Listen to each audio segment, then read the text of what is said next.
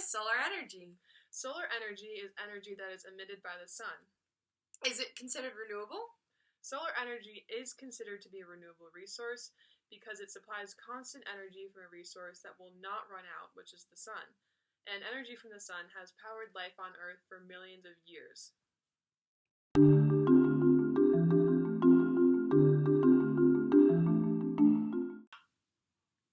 In 1876, solar cells were first researched. In 1953, Calvin Fuller, Gerald Pearson, and Darrell Chapin discovered the silicon solar cell. And in 1956, the first solar cells were available commercially, but they were very expensive because they were $300 for 1 watt. And in the 1960s, solar energy was the main power source for the space program. In the 1970s, price was brought down to a reasonable price of $20 per 1 watt. And in the 1970s to 1990s, it showed up on railroad crossings and is used in remote places for homes, like Australia, where they use solar cells in their microwave towers to expand telecommunication capabilities.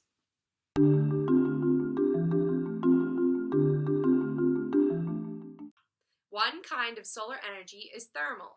Solar thermal technology uses the sun's energy to generate cheap thermal energy that is good for the environment. This energy is used to heat water or other fluids and can also power solar cooling systems. Another type of solar energy is photovoltaic energy. Photovoltaic devices, such as solar panels, make electricity from sunlight via an electronic process that occurs naturally in certain types of material that are considered semiconductors.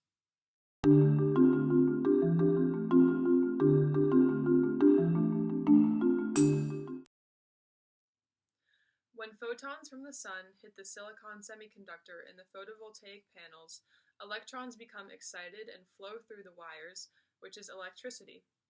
The cells typically turn 11 to 15% of energy into electricity, and in the lab, the best one created can turn 40% of energy into electricity. Thermal energy is used to heat water or other fluids, which then heat up and can turn a turbine. However, a solar energy panel is not incredibly efficient. The most efficient one can only convert about 20% of the energy that's harnessed into electricity.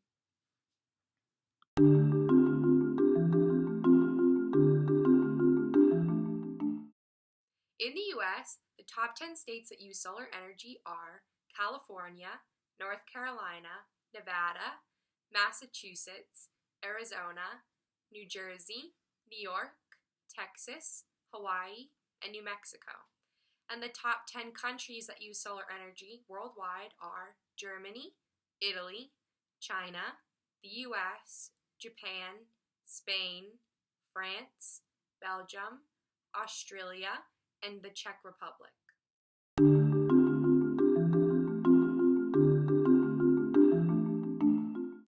Massachusetts uses 33.3% of energy from solar wind and 9.1% from renewable energy sources such as solar energy.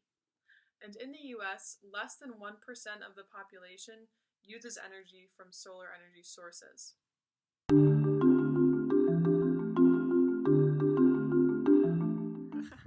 The average household requires 20 to 24 kilowatt hours per day, and a solar system to support this has to run on 5 hours of sunshine. Costs around $17,000. However, state and federal governments give financial incentives to purchase solar energy. Solar panels are relatively low maintenance. Every year you just have to clean them and get a company to come and tune up your inverter. The average cost for 1 kilowatt hour from solar energy is about 12 to 30 cents.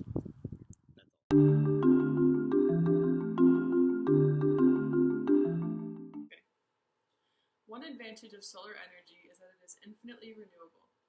And solar panels also require little maintenance, which makes them very easy to use.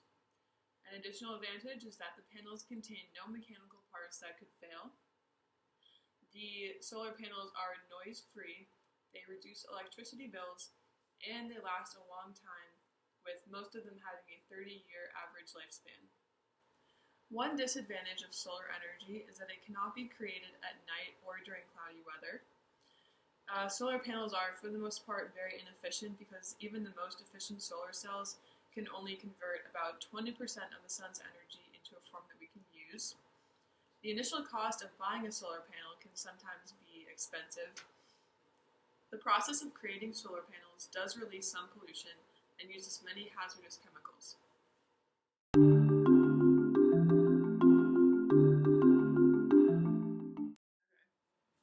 Solar energy impacts the environment because of its land use, its water use, its hazardous materials, and its global warming emissions.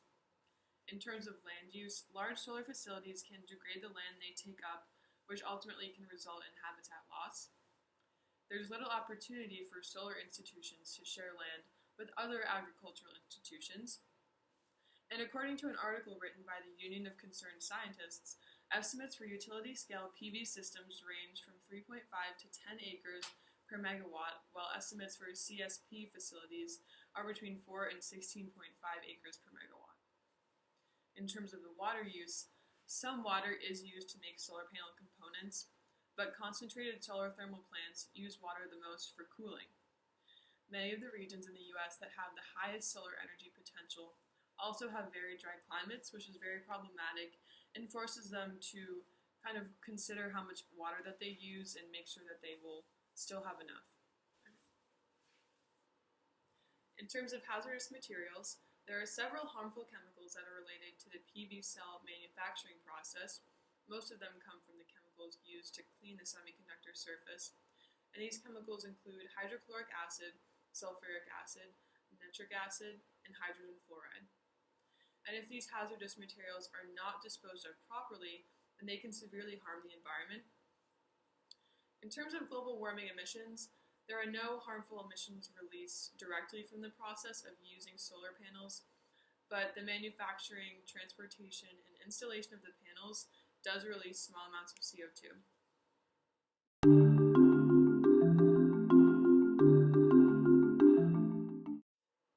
Now, the biggest problem for the solar industry and solar panels in general is the fact that they can only produce energy during sunlight. And most parts of the world, they only get 5 or so good hours of sunlight every day. Now, if it's cloudy, no energy that day. Can't produce anything during night, and so that means it's really, the amount of energy is really dependent on weather. So, solar energy farms need to be in a place that gets a lot of sun nearly all times during the year. And another problem with this is that these farms can only be placed on flat land, and that's because if they're on a mountain, once the sun goes over the mountain, no more sunlight. So that means they only get about half the amount of sun that flat land receives.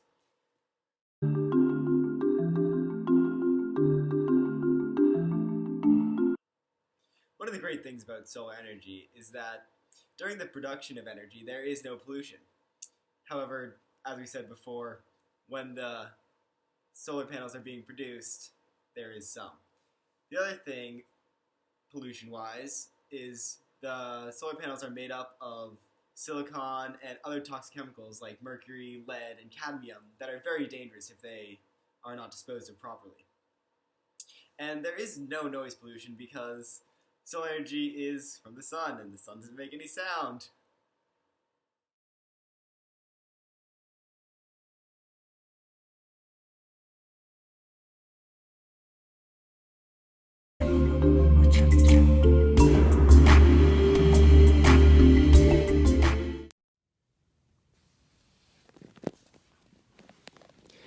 Mirrors can also be used to harness solar energy.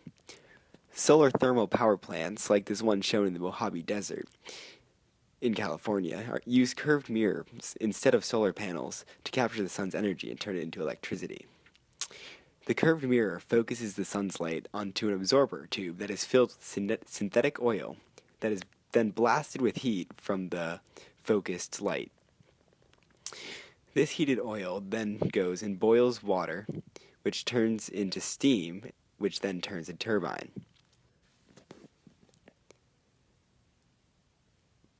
In hot, dry areas, like the Mojave Desert in California, where this plant is, the solar thermal energy can produce electricity for cheaper than the electricity made by burning fossil fuels. A relatively small area of Nevada can produce enough electricity to power the entire United States using this solar energy.